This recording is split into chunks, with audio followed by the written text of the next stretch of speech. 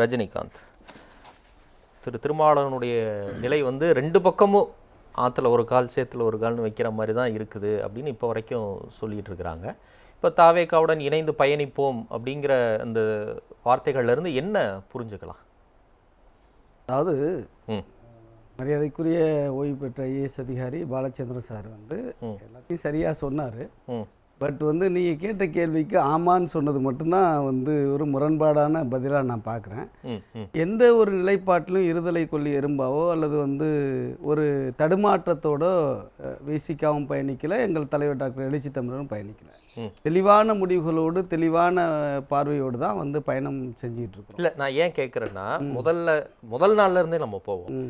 இடதுசாரிகளும் நாங்களும் ஒரே நிலைப்பாட்டை எடுத்து ஒரே நேரத்தில் உங்களிடம் அறிவிப்போம் அப்படின்னு செய்தியாளர்கள்ட்ட சொன்னது அடுத்து அவர் தனியாக ஒரு மீட்டிங் வச்சு அதற்கு பிறகு வெளியிலிருந்த ஆதரவுங்கிற செய்திகள் வெளியே வந்து அப்புறம் அமைச்சரவைக்குள்ள ஆட்சியில் அதிகாரத்தில் பங்கு அப்படின்னு உள்ளே வந்தது தொடங்கி பாஜக குறித்து அவர் ஏன் பேச மாட்டேங்கிறார் அப்படின்னா அதான் நாங்கள் பேசுகிறோம்ல அப்படின்னு அவர் முந்தி வந்து பதில் சொல்கிறதுலேருந்து பல விஷயங்களை இன்றைக்கி கூட தாவேகா அரசு மட்டுமே நடக்கக்கூடிய சட்டம் ஒழுங்கு சிக்கல்களுக்கு பொறுப்பேற்க முடியாதுன்னு இப்போ மத்தியானம் சொன்னது வரைக்கும் அவர் விஜயனுடைய அரசுக்கு வந்து ரொம்ப அதிகமான ஒரு ஆதரவை தெரிவிக்கிறார். அவருடைய நிலைப்பாட்டிலேருந்து ஒரு தடுமாற்றம் இருக்கிறது அப்படின்னு சொல்கிறாங்கல்ல.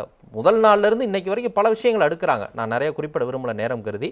இப்போ அப்படியான ஒரு தடுமாற்றம் திருமாவளவன் அப்படி ஒன்றுமே இல்லை. என்னன்னு கேட்டிங்கன்னா, இப்போ இடதுசாரிகளோடு நாங்கள் வந்து இணைந்து முடிவெடுப்போம் அப்படிங்கிறது வந்து தாவேகா அரசுக்கு ஆதரவு கொடுப்பதா இல்லையா என்பதுதான் அந்த முடிவு.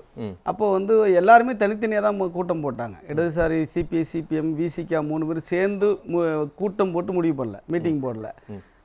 சிபிஐ தனியாக முடிவெடுத்தாங்க, சிபிஎம் தனியாக முடிவெடுத்தாங்க, அறிவிப்போம்னு சொன்னாங்க, தனியாக முடிவெடுத்தாங்க. அவங்க முன்பே வந்து அந்த அறிவிப்பை வந்து வெளியிட்டாங்க. அப்போ நாங்கள் வந்து உயர்நிலை கூட்டத்தை கூட்ட வேண்டிய சூழல் இருந்ததுனால உயர்நிலை கூட்டத்தை கூட்டி முறைப்படி அந்த அறிவிப்பை வந்து நம்ம வெளியிட்டோம். அதில் ஏற்பட்ட ஒரு 4 மணி நேர தாமதத்திற்கான காரணங்கள் எங்கள் தலைவர் பலமுறை சொல்லிட்டார். திருப்பி அதை நான் சொல்ல வேண்டிய அவசியம் இல்லைன்னு நினைக்கிறேன். அதே சமயத்தில் எங்களுடைய கோரிக்கைகளில் ஒன்று, முழக்கங்களில் ஒன்று, நிலைப்பாட்டில் ஒன்று என்னன்னு கேட்டிங்கன்னா, ஆட்சியிலும் பங்கு அதிகாரத்திலும் பங்கு. அதாவது இது வந்து தமிழ்நாட்டு அரசியலில் முதல்ல இந்த நிகழ்கால அரசியலில் முன் வச்சது விடுதலை சிறுத்தைகள் தான்.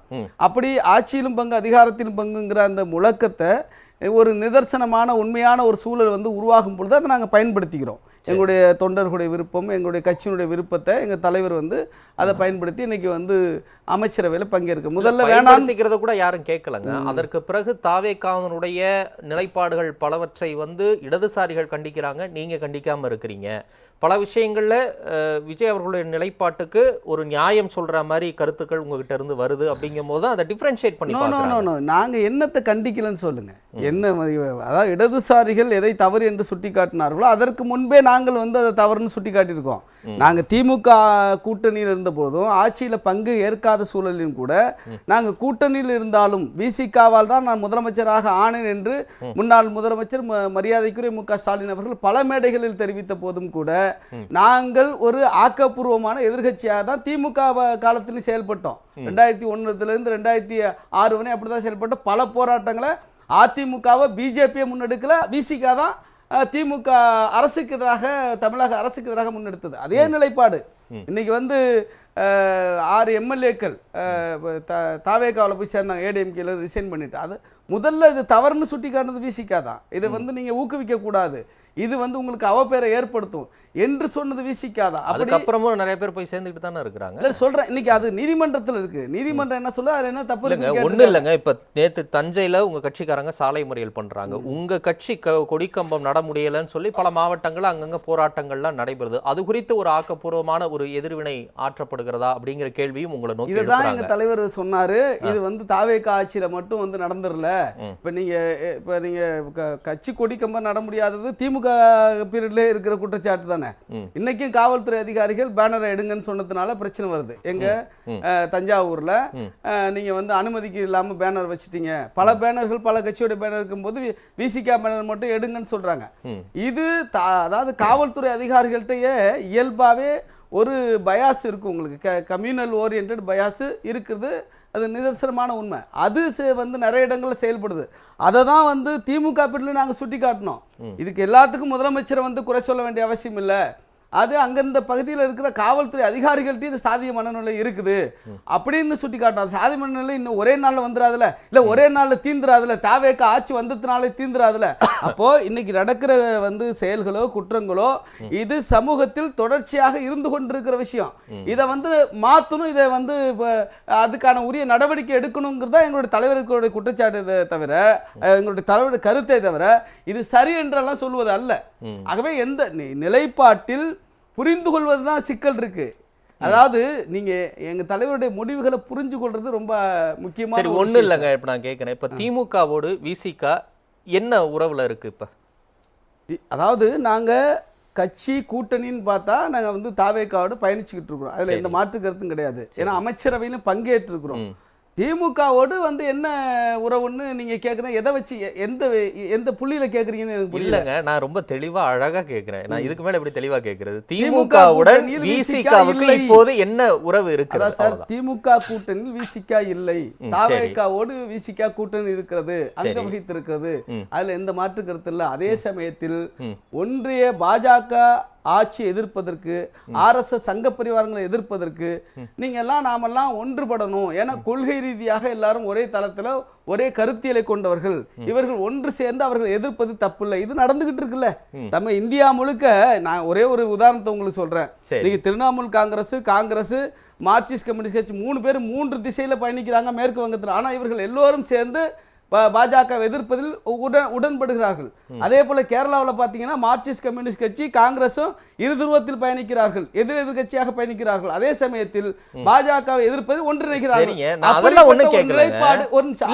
ஒரு நிலைப்பாடு தப்பு வரணும். நான் உங்களை ஒன்றும் சொல்லலை. அது திமுகவோடு கூட்டணி இல்லைன்னு சொல்லிட்டு கூட அதை நீங்க பண்ணலாம்ல. நீங்க அதை சொல்லாம அதை செய்யணும்னு அவசியமா என்ன? இப்ப காங்கிரஸ் கட்சி திமுகவோட கூட்டணி இல்லைன்னு சொல்லிட்டு அந்த இந்தியா கூட்டணியில இருக்கு. அந்த கூட்டணிக்கு தான் நீங்க திமுகவையும் அழைக்கிறீங்க. அப்ப காங்கிரஸ் கட்சி மாதிரி ஒரு நிலைப்பாட்டை எடுத்துடலாம்ல. ஏன் அதுல ஒரு குழப்பத்தன்மை உங்ககிட்ட இருக்குங்கிறத நான் கேட்கிறேன். நான் தான் வெளிப்படையா சொல்றேன். இப்ப நாங்க தாவேக்காவோடு தமிழ் தேசிய களத்தில் பயணிக்கிறோம், அரசியல் களத்தில் பயணிக்கிறோம் என்று பயணிக்கிறோம் சொன்னா திமுகவோடு கூட்டணியில் அரசியல் கூட்டணி இல்லைன்னு தானே பொருள். அதாவது தமிழ்நாட்டை பொறுத்தளவுக்கு அப்ப அதுதானே நீங்க தெளிவா. நான் ஒண்ணும் இல்லை சார், இவர் தான் என்னுடைய மணப்பெண் சொன்னாக்கா இவர் இல்லைன்னு தானே அர்த்தம். அப்படி என்ன? சரி, இப்ப இதுல தமிழ் தேசிய களத்தில் தாவேக்காவோடு இணைந்து பயணிப்போங்கிறீங்கல்ல. இப்ப தாவேக்கா தமிழ் தேசிய களத்துல பயணிச்ச பயணங்கள்லாம் என்னென்ன இருக்குது உங்க பார்வையில? சார் அவங்க கட்சி தொடங்கி 2.5 வருஷம் 3 வருஷம் தான் ஆகுது. இதுல ஏன் பல போராட்டங்களில் இப்போ விஜய் அவர்களே பங்கெடுத்திருக்காங்க. மீனவர்களுக்கான போராட்டம், ஈழத்தமிழர்களுக்கான போராட்டம் 16 ஆண்டுகளுக்கு முன்பே பங்கெடுத்திருக்கிறாரு. இப்போ அவர் ஒரு கட்சின்னு உருவாகி இன்னைக்கு தொடங்கி இருக்கும் பொழுது இதுவரையும் அவங்க ஈழத்தமிழர்களுக்கு எதிராகவோ தமிழ் தேசியத்துக்கு எதிராகவோ தமிழ்நாட்டு நலன்களுக்கு எதிராகவோ செயல்படலை. அப்படி செயல்படாத பட்சத்தில் அவர்களை எதிரிகள் என்று காட்டுவதிரியா செயல்படலன்னு சொல்ற. அவங்களுக்கு ஒரு கண்ணே தமிழ் தேசியம் தான். அந்த ஒரு கண்ணினுடைய நன்மைக்காக பாதுகாப்புக்காக என்னென்ன பண்ணியிருக்கிறாங்கிற வகையில நான் கேட்கிறேன். இப்ப நீங்க தமிழ் தேசிய எழுச்சி மாநாடு நடத்தி இருக்கிறீங்க. ஈழத்தமிழர்களுக்காக பல போராட்டங்கள் சில 10 ஆண்டுகளா நீங்க பண்ணதெல்லாம் தெரியும். அதெல்லாம் ஒன்றும் கேட்கல. இப்போ அவங்களோட இணைந்து பயணிக்கக்கூடிய களம் என்னவா இருக்குன்னு நான் கேட்கிறேன். தாவேக்கா தலைவராக இருக்கிற அன்றைக்கு நடிகராக இருந்த விஜய் அவர்கள் தான் நடிகராக இருக்கிற பொழுது தமிழ் தேசிய களத்தில் அவர் பயணிச்சிருக்காரு. ஈழத்தமிழர்களுக்கான ஆதரவு களத்தில் பயணிச்சிருக்காரு. தமிழ்நாட்டு உரிமை களத்தில் பயணிச்சிருக்காரு. இன்னைக்கு இப்போ முதலமைச்சராக வந்த பிறகு நிச்சயமாக அந்த களத்திலிருந்து அவர் விலக மாட்டாரு, அந்த நம்பிக்கை இருக்கு. அவர்களே அதை சொல்றாங்க.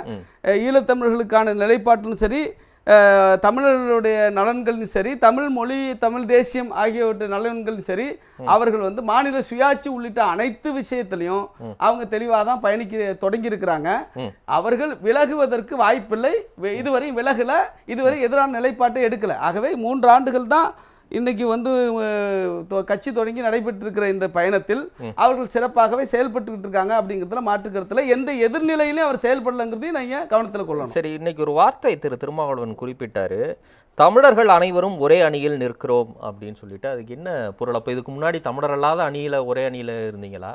இல்லை தமிழர்கள் அப்படின்னு சொன்னாவே சார், தமிழர்னா தமிழ்நாட்டை சார்ந்த மக்கள்னு பொருள். தமிழ்நாட்டுக்கு வெளியே இருக்கிற தமிழை தாய்மொழியாக கொண்ட மக்கள்னு அப்படின்னு பொருள். இல்லை தமிழ்நாட்டை சார்ந்தவர்கள், தமிழ்நாட்டில் பிறந்தவர்கள் பொருள்.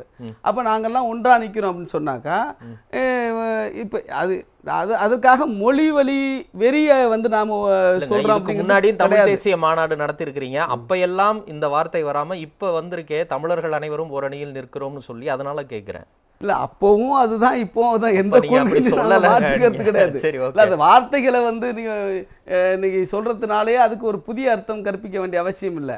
அது என்னைக்குமே நாங்கள் மொழிவழி அடிப்படையில் ஒரு வெறியை திணித்தது அல்ல, அறத்தையும் அன்பையும் போதிப்பது தான் தமிழருடைய நெறி.